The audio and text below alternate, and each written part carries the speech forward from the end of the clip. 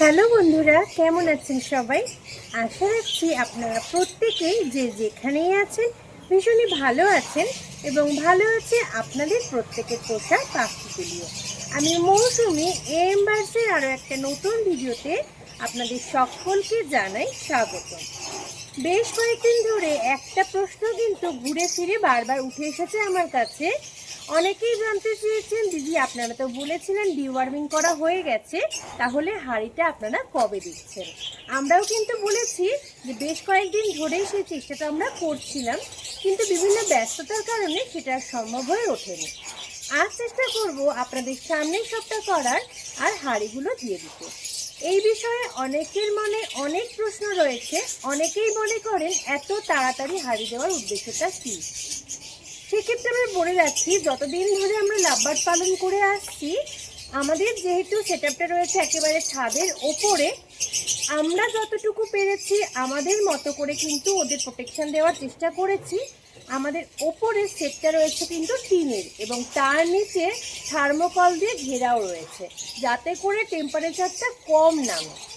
কিন্তু গরম বা শীত এটাকে সম্পূর্ণভাবে আটকানোর কোনো ক্ষমতা কিন্তু ঈশ্বর আমাদের দেননি। আমাদের পক্ষে যতটুকু সম্ভব আমরা সেটা চেষ্টা করি। তো আমরা মনে করছি আমাদের পাখিগুলোর ক্ষেত্রে যে এই সময়টায় ব্রিডিংটা বসালে আমরা কিন্তু অনেকটা আগে এই বক্সগুলো বা হাঁড়িগুলো আমরা ব্যবহার করি, এই হাঁড়িগুলোকে খুলে নিই। একদম লাস্ট ক্লাস অবধি আমরা কিন্তু হাঁড়িটা রাখি না।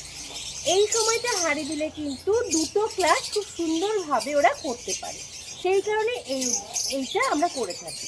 তো অনেকের মনে অনেক প্রশ্ন, অনেক বিতর্ক তৈরি হতেই পারে, কিন্তু দেখুন, যেমন করে মানুষ সন্তান পালন করে সেটা সম্পূর্ণ কিন্তু নিজের ওপর ডিপেন্ড করে। ঠিক আমরাও এটা ঠিক মনে করছি বলেই এটা করে থাকি।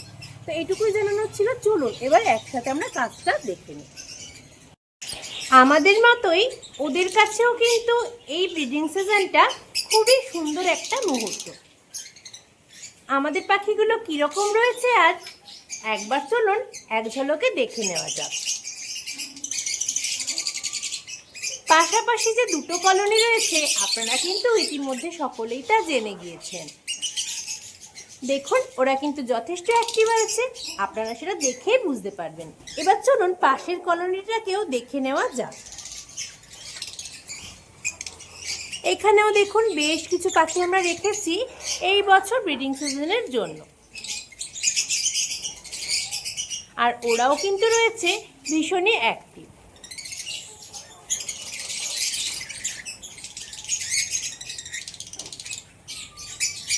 এবার দেখা যাক, সময়ের সাথে সাথে আমরা যেমন বুঝবো তেমন আপনাদেরও দেখাবো কীরকম রয়েছে ওরা।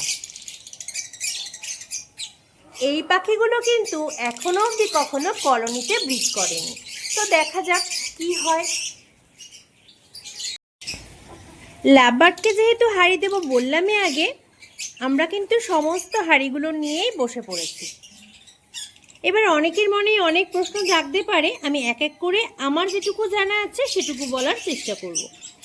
অনেকেই জানতে চান যে প্রত্যেক বছর আমরা নতুন হাঁড়ি ব্যবহার করি কিনা। সেক্ষেত্রে বলে রাখি, না, প্রত্যেক বছরই কিন্তু আমরা নতুন হাঁড়ি ব্যবহার করি না। পুরনো যে হাঁড়িগুলো আছে আমাদের পক্ষে যতটুকু সম্ভব পরিষ্কার পরিচ্ছন্নভাবে সেগুলোকে ব্যবহার করার চেষ্টা করি।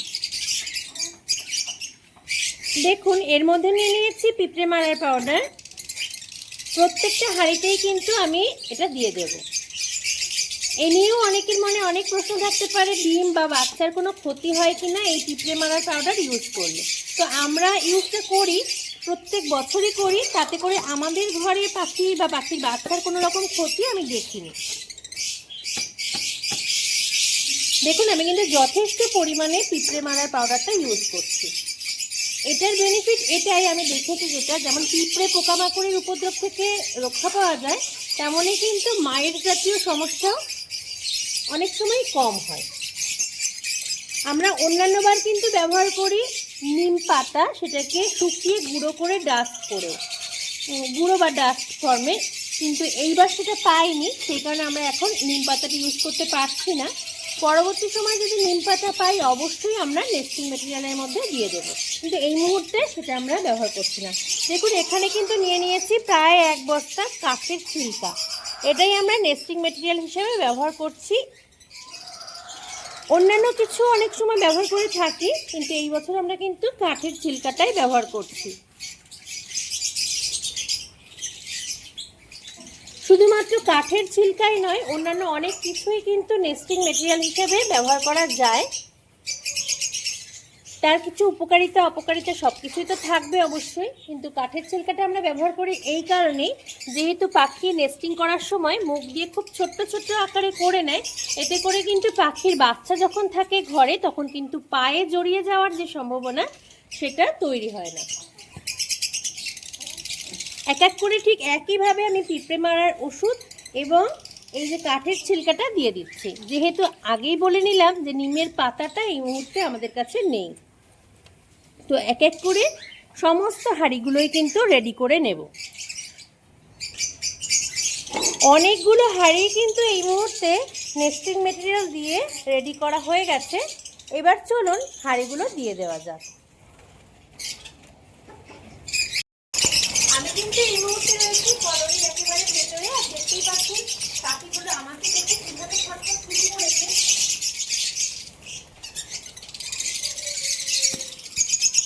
প্রথম হাঁড়িটা কিন্তু দেওয়া হয়ে গেছে, এবার কিন্তু একে একে আমরা আরো সব হাঁড়ি দিয়ে দেবো। জানি না পাখি কলোনিটায় একেবারে সব হাঁড়ি দেওয়া সম্ভব হবে কিনা, যতটুকু সম্ভব আমরা কিন্তু অবশ্যই দিয়ে দেবো। তো দেখিয়ে দিলাম পাখিগুলোকে, দেখুন পাখিগুলোকে একবার দেখে দাও। ঠিক হাঁড়ি দেওয়ার পরের মুহূর্ত থেকে, হাঁড়ি যখন দেওয়া কমপ্লিট হয়ে যাবে তার পরের মুহূর্ত থেকে কিন্তু ওদের অ্যাক্টিভিটি সবটা চেঞ্জ হয়ে যায়, এটাই আমরা দেখতে এসেছি। তো দেখা যাক কীরকম কী হয়, সবটাই শেয়ার করবো আপনাদের সাথে। পরবর্তী হাঁড়িগুলোকে একে একে অর্ণব দিয়ে দিচ্ছে ভেতরে।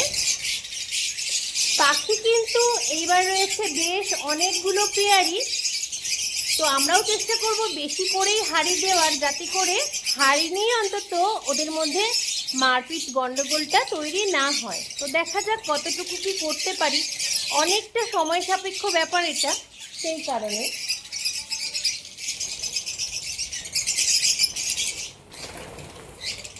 সবচেয়ে বড় বিষয় হলো যখনই হাঁড়িটা দেওয়া হয় না তখনই কিন্তু মনে আলাদা একটা আনন্দ কাজ করে, কারণ কিছুদিনের মধ্যে যেহেতু ঘরে ছোট ছোট ডিম দেখা যাবে, সাথে বেশ কয়েকদিনের মধ্যেই দেখা যাবে বিভিন্ন রঙের বাচ্চা।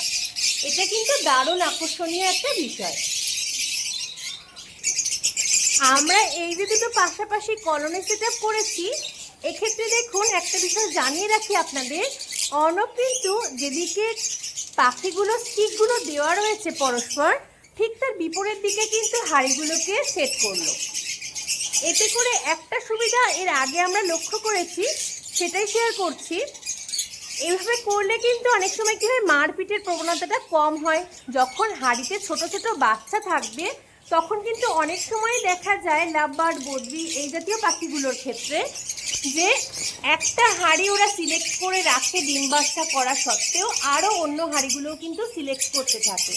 সেই সময় যদি অন্য হাঁড়িতে ডিম বাচ্চা থাকে সেগুলো কিন্তু ক্ষতিগ্রস্ত হতে পারে। আমাদের যদিও হাঁড়ি দেওয়া এখনো কমপ্লিট হয়নি, আপনারা দেখতেই পাচ্ছেন অর্ণব কিন্তু হাঁড়ি দেওয়ার কাজটা এখনো জারি রেখেছে। দেখুন একটু দেখিয়ে দিই কাছ থেকে, এই যে হাঁড়িগুলো, এই হাঁড়িগুলোর মাঝামাঝি কিন্তু বেশ অনেকটা গ্যাপ দেওয়ারই আমরা চেষ্টা করেছি, খুব কাছাকাছি নেই।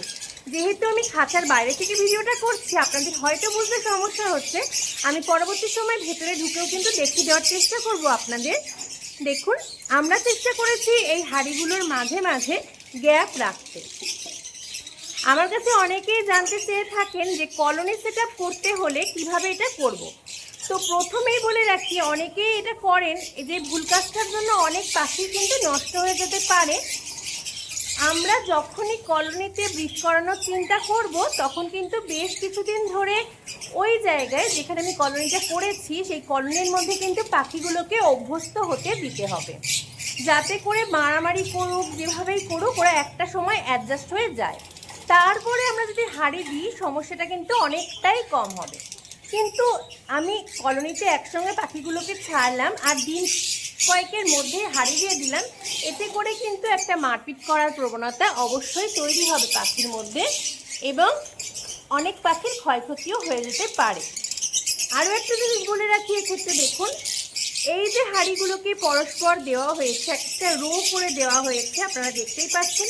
আমরা চেষ্টা করছি যে কটা পাখি আমরা রেখেছি, ধরুন আমরা যদি রেখে থাকি 20 পেয়ার পাখি, আমরা কিন্তু অবশ্যই 25টা হাঁড়ি দেওয়ার চেষ্টা করব, যাতে একটু সমস্যাটা কম হবে।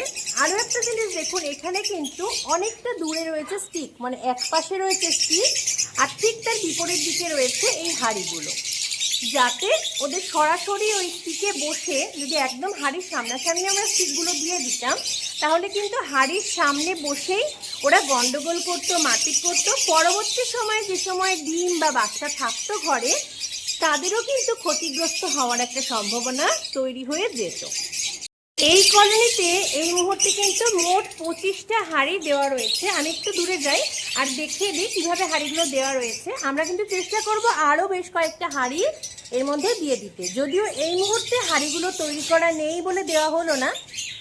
আরও একটা প্রশ্ন আপনাদের মনে অবশ্যই জাগবে যারা খুব ভালো করে ভিডিওটা দেখেছেন, এই হাঁড়িগুলোর ওপরে কিন্তু এই মুহূর্তে কোনো সরাই দেওয়া হয়নি। তো এই সরাগুলোও কিন্তু আমরা দিয়ে দেব খুব তাড়াতাড়ি মানে অন্য কোনো দিনে নয়, আজকেই অবশ্যই এই সরাগুলোও ঠিকঠাকভাবে দিয়ে দেব। আর দেখিয়ে দিলাম কিভাবে কি করলাম। তো আমরা চেষ্টা করছি, বা আমরা যতটুকু জানি সেটুকু তো শেয়ার করছি সব সময়। আমাদের কোনো ভুল ত্রুটি আছে কিনা, বা আমরা কিভাবে আমাদের ব্রিডিংটাকে আরও ভালো করতে পারি, আপনারা যারা অভিজ্ঞ তারাও কিন্তু শেয়ার করতে ভুলবেন না। আরও একটা জিনিস দেখিয়ে দিই কাছ থেকে দেখুন, আমি যেটা প্রথমেই বলেছিলাম যে পাখির অ্যাক্টিভিটি কিন্তু চেঞ্জ হয়ে যাবে। যেহেতু সদ্য হাঁড়ি দেওয়া হয়েছে, এখনও কোনো পাখি হাঁড়ির খুব কাছাকাছি আছে সেটা নয়, কিন্তু এর পরের আপডেটে আপনারা অবশ্যই দেখতে পারবেন পাখিগুলোর কীরকম কী অ্যাক্টিভিটি রয়েছে। তো আমাদের এই বছরের ব্রিডিং সিজনটা খুব ভালো কাটুক, এই আশা নিয়ে আমি ভিডিওটা শেষ করব। সাথে যারা পাখি পালক বন্ধুবান্ধব রয়েছেন এবং প্রথমবার পাখিকে ব্রিড করাতে যাচ্ছেন, এবং যারা দীর্ঘদিন ধরে পাখি পালন করছেন এবং ব্রিড করাচ্ছেন পাখিকে, তাদের প্রত্যেকের ব্রিডিং সিজন খুব ভালো কাটুক, এই আশা রেখে আজকের ভিডিওটা আমি এখানেই শেষ করব। সকলে খুব ভালো থাকবেন, সুস্থ থাকবেন এবং অবশ্যই কিন্তু এম বার্ডসকে সাপোর্ট করতে ভুলবেন না। আন্তরিকভাবে ধন্যবাদ জানাই সকলকে।